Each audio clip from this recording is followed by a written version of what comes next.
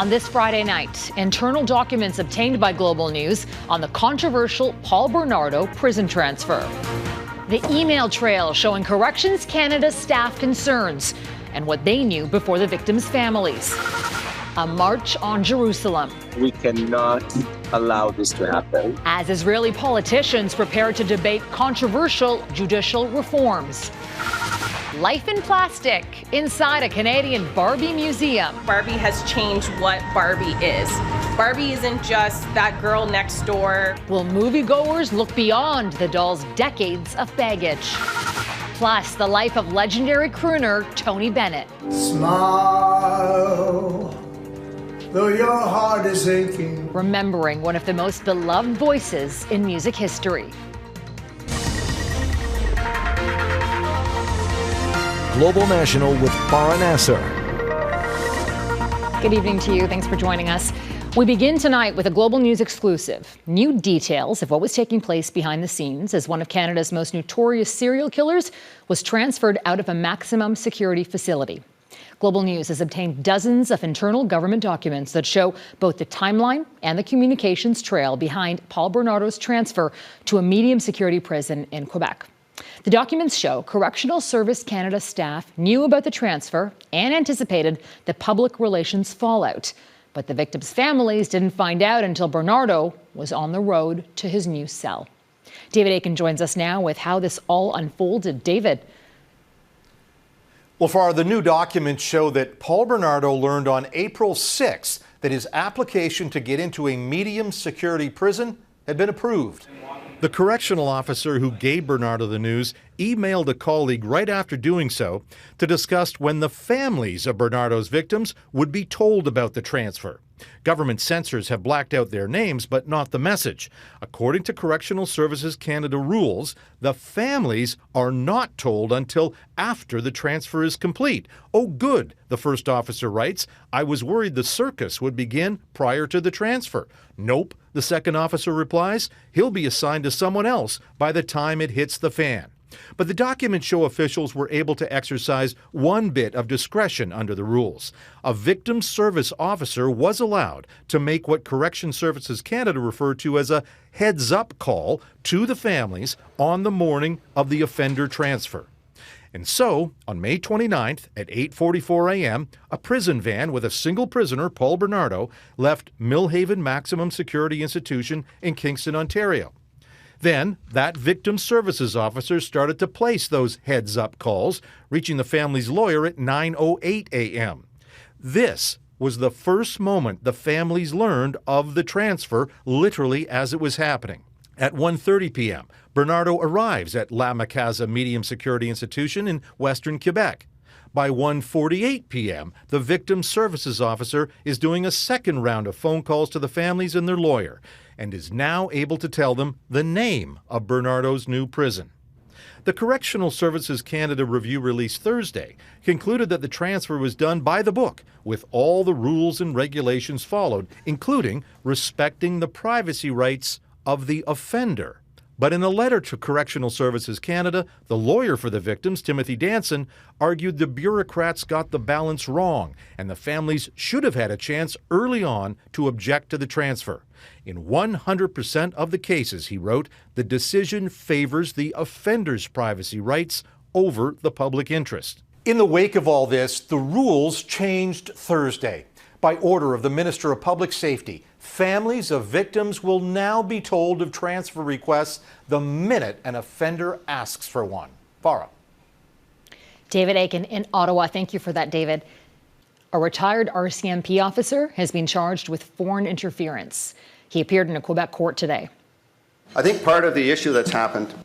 This is William Miker speaking in Hong Kong in 2014. The 60-year-old has lived there for several years since retiring in 2007. According to the RCMP, Miker has been using his contacts in Canada to provide intelligence to the Chinese government. He faces 2 charges, conspiracy and preparatory acts for the benefit of a foreign entity. The RCMP says they're not related to foreign interference in elections. They say Miker is suspected of helping the Chinese government identify and intimidate a victim in Canada.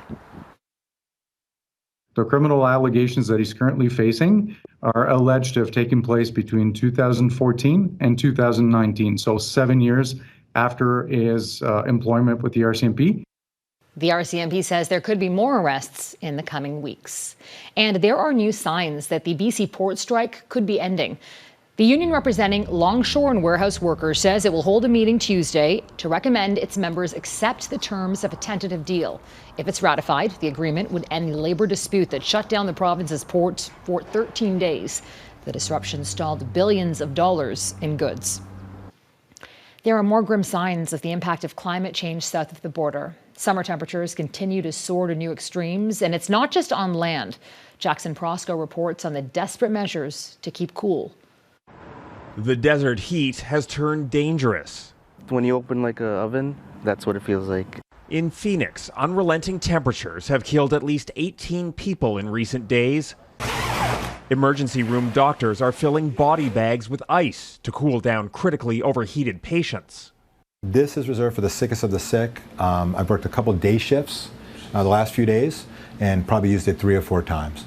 The heat impacts are made worse by the fact that it's not cooling off at night. Now Phoenix is on track to be the first major U.S. city in history to see an entire month with an average daily temperature over 38 degrees Celsius or 100 Fahrenheit. We're in this for quite a while yet, and again, it's that prolonged heat that becomes more serious. Across the U.S., extreme heat is testing the limits of human endurance. In Death Valley, a 71-year-old man was found dead near a hiking trail. While Miami is in the midst of its worst heat wave on record, 40 days and counting. But the most alarming signs may be coming from the ocean. Temperatures in the North Atlantic and around the world have soared off the charts. Near Florida, the water is like a warm bath. It's very concerning because we've seen in the past that if we have so much heat in the oceans, that will come to the atmosphere. And then we really have to prepare for a lot of crazy weather. A superheated ocean can supercharge hurricanes, and it contributes to extreme temperatures on land, making heat waves worse. So this might be really a new start of a new climate we really have to get used to. With no relief in sight, the unbearable heat is forcing humans to adapt faster than expected, as our warming planet veers into uncharted territory. Jackson Proskow, Global News, Washington. A Florida judge has now set the trial date for Donald Trump's alleged mishandling of classified documents. The former U.S. president will be in court on May 20th on dozens of federal charges. His legal team had tried to postpone the case until after next year's presidential election. A judge should set a schedule and rule on anything before her without fear or favor about what kind of defendant she has in front of her. Trump faces 37 charges, including violating the Espionage Act and obstructing investigators over accusations he hid sensitive national security documents after leaving office. He's pleaded not guilty. Tens of thousands of protesters are planning to camp out outside Israel's legislature as the coalition government gets ready to debate and vote on proposed judicial reforms. Specifically, the removal of the Supreme Court's ability to strike down government decisions that the court deems unreasonable. This, demonstrators say, is critical to upholding Israel's democratic values. Crystal Goomansingh reports. Kilometer by kilometer, new faces joined as the protest group grew from hundreds to thousands. All of these people are marching to Jerusalem to be present when the most far-right government to lead Israel debates judicial reforms. In the crowd, Ami Dror. I'll just show you something for a second. He tells Global News he's one of the original demonstrators who started the 70-kilometer walk from Tel Aviv to Jerusalem on Tuesday. We don't have the systems that we have in Canada. You know, we don't have a constitution, and we like our only tool to protect our democracy is the Supreme Court. At stake is the Supreme Court's ability to deem government decisions unreasonable. Benjamin Netanyahu's coalition argues non-elected individuals shouldn't be able to supersede rules set by lawmakers. Pro and anti-reform groups have been making their positions known since the spring. The demonstrations led to the government putting its legislation on ice, but with debate set to resume, those responsible for defending Israel are threatening again to halt their volunteer duty. More than 1,000 Air Force reservists wrote their leadership saying they'd also withdraw services if the government went ahead with proposed reforms. While stating steadfast friendship, Justin Trudeau acknowledged Canada has concerns. I'm going to continue to encourage Prime Minister Netanyahu to look for greater consensus. Those marching have a stronger stance. We understand that we cannot allow this to happen. These demonstrators are set to descend on the Knesset Saturday evening, and if the changes are approved, say another crippling general strike will follow. Crystal Goomansingh, Global News, London. Generations of fans are remembering entertainment giant Tony Bennett.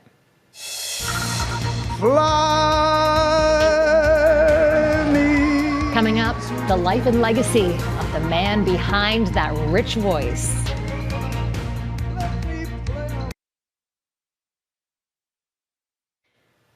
He had an unforgettable voice and a decades-long career. Crooner Tony Bennett died today at the age of 96. Mike Drolet looks back at his enduring legacy. Smile. Tony Bennett. Though your heart is aching. Could anyone do more to exude classic cool? Alzheimer's robbed him of so much in his 90s. His memory began to blur, but he still remembered the songs. We came home one night after the show, and he said to me, Susan, I can't remember the musicians' names. And I just chalked it up to him being, at the time, late 80s. We forget things. And he said, no, he said, this isn't right. I walk along the street of sorrow. Before he was Tony Bennett, one of the biggest stars of the 1950s and early 60s, the New York-born Anthony Benedetto served on the front lines in the Second World War. When he wasn't in a foxhole, he sang with an army band, using the stage name Joe Barry. Yet post-war America didn't warm to him right away. It wasn't until legendary comedian Bob Hope saw him perform and recommend he change his name to Tony Bennett that his career took off. What's your secret? Well, there's no secret, Bob. I just stick to the good old standards. People never get tired of hearing familiar things they've heard 1,000 times, but I don't have to tell you that. But people did. In the mid-60s, the music scene woke up to the Beatles and the British invasion, and Bennett refused to adapt. As his career floundered, he turned to booze and drugs and got divorced twice. And just as he hit rock bottom in the late 70s, one of his sons had an epiphany. If people heard his dad, they'd love him again. Good singing, eh? It's a hit. As strange as it sounds, appearing on SCTV with a couple of Canadian hosers helped make Bennett cool again. Cool super king. Look, it's Tony Bennett. He would appear on The Simpsons and David Letterman, and when MTV called, he sang, but only his songs. Stars 5 decades his junior lined up to sing with him, but it was with Lady Gaga that he formed a special bond. That's why the lady is a tramp. I love the free press. It was fitting that his last meaningful collaboration was with her. Alzheimer's robbed him of the ability to hold a conversation, but when it was his turn to sing, it was still the one and only Tony Bennett. Smile. Mike Drolet, Global News, Toronto.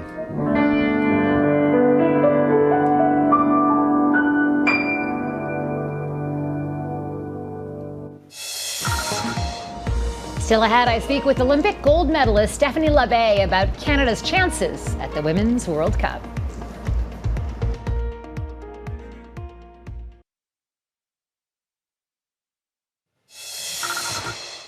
An incredible save by Nigeria's goalkeeper on a penalty kick, robbing Canada's Christine Sinclair of a new record. Just one more goal would make Sinclair the first player to score at 6 World Cups. The final result, a scoreless draw in Canada's first game of the group stage at the Women's World Cup. Canada plays the Republic of Ireland and the host Australians next. Joining us now is Stephanie LeVay, former goalie of the Canadian national women's soccer team and Olympic gold medalist. Stephanie, it is such a pleasure to talk to you today. Thanks so much for joining us. Yeah, thanks for having me. Now, you're the general manager of the women's soccer team for the Vancouver Whitecaps. You have so much going on. It must feel so different to be here while the team is in Australia. Yeah, it is. It's a much different feeling to be watching the tournament from this perspective. It's been a while since I did that, since I was a little kid, but it's been great. You know, last night I was able to just sit back and enjoy the game, cheer on, you know, some of my best friends in the world. Well, tell me about what makes this team so special. Yeah, I definitely think, you know, we talk about it all the time, but it's just the team chemistry. It's the camaraderie. You can see it. The girls have each other's backs. It's the work that they do behind the scenes to make sure that no matter what adversity hits on the field, they're going to be the most connected team, and they're always going to have each other's backs. Yeah, it's a mix of, you know, young players, veterans, and Nigeria obviously put up a tough fight, but there are even tougher opponents ahead in the group and elimination phases. So which teams are going to be the toughest for Canada to beat? Yeah, I think, you know, the game against Nigeria was a classic first game of a World Cup. Some tensions were there. You could see in the first half, you know, the team started off really well, and then it kind of hit a little bump where Nigeria started to get a bit of momentum. So I think coming away with a point, of course, for the team, they're going to be a little bit disappointed to not get the 3 full points, but they came away with the point, and now they can look forward. Ireland, you know, playing in their first World Cup ever, those players are more motivated and inspired than ever. They want to inspire a country back home, and so they are coming out with the most energy and excitement that they have. Their first game against Australia was so fun to watch. They defended so well. And so Canada, once again, is going to come up against a team that's going to defend for their lives. They're going to defend like they've never defended before. And then Australia, of course, you know, playing the host nation in a World Cup, we know what that means. We played in the 2015 World Cup with a home crowd, and having that many spectators behind you, your family, friends, that gives you the extra boost you need in the dying minutes of a game when, you know, your legs are tired and you can't breathe anymore. So playing Australia is going to, I think, be the toughest test. And we're going to have to channel all our energy from you know, an ocean away to Australia and New Zealand for our women. Now let's turn to your current role. You're working with the Whitecaps, and you're also trying to start a women's pro league in Canada, Project 8. Tell us about that. Give us the elevator pitch on Project 8. Yeah, you know, it's a Canadian women's professional domestic league right here in Canada. It's a chance for Canadians to be able to cheer on some of their hometown heroes, some of the rising and up-and-coming stars in this country. We've long been in need of this in this country. Every other country in the world, you know, that has a team at the Women's World Cup has their own professional league, and we don't right now. And it's really, you know, affecting game time minutes for a lot of players. And so being able to have a professional league right here in Canada where players can dream of playing in one day, and also for our Canadian players to play in and to be able to get minutes back to back games, playing week in and week out in front of Canadian fans. And also to provide opportunities for people in the sporting landscape. You know, this isn't just about young soccer players dreaming of playing professionally. This is giving opportunities to Canadian coaches, Canadian referees, Canadian general managers. You name it, this is going to provide, you know, a growing landscape of sport in this country. And, you know, it seems like a no-brainer. There's such interest right now in women's soccer. Thank you so much for your time. Olympic gold medalist and general manager for women's soccer for the Vancouver Whitecaps, Stephanie LeVay. I know you're heading there, so safe travels and have a great time in Australia and New Zealand. Thank you so much. From the doll box to the box office, next, looking back on Barbie's storied and complicated history.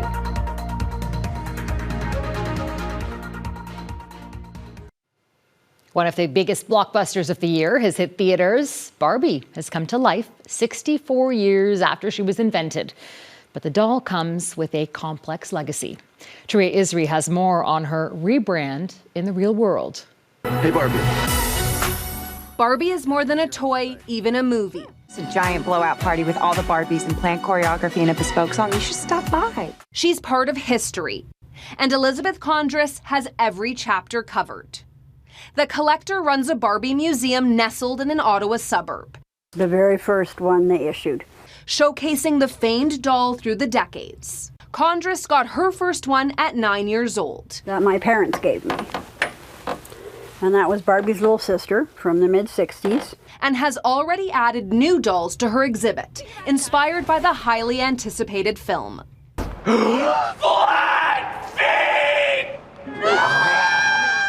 The Barbie movie tells the story of the classic toy experiencing an existential crisis in the real world. Congress saw it opening night. When I walked out, it's like, okay, can we go see it again now? In the 6 decades since she's been around, Barbie has been at the center of countless debates about who women are and how they look. I'm always a little hesitant when we get into critiquing Barbie for her impossible femininity, because sometimes we end up criticizing women for femininity. Fans acknowledge she's a complicated symbol, carrying a lot of baggage on those tiny shoulders. There are definitely some interesting connotations there because of body image and gender roles. In the face of sliding sales, the doll has adapted over the years. Barbie has changed what Barbie is. Barbie isn't just that girl next door from California. While some view the movie as a 2-hour commercial for Mattel, other critics see it differently. Rolling Stone calls Barbie the most subversive blockbuster of the 21st century, and a Pretty in Pink flip of the bird to the patriarchy. To Congress, the buzz is proof Barbie still matters. But Barbie is a toy. You can create, you can imagine, you can have fun. And if you so choose, you can also break the mold. Taria Isri, Global News, Ottawa. And that's Global National for this Friday night. I'm Farah Nasser. On behalf of our whole crew, I want to thank you so much for spending part of your evening with us. Tonight's Air Canada is Peterborough, Ontario. Sophie Louis will be with you tomorrow. Until next time, take care of yourselves and take care of each other. Good night.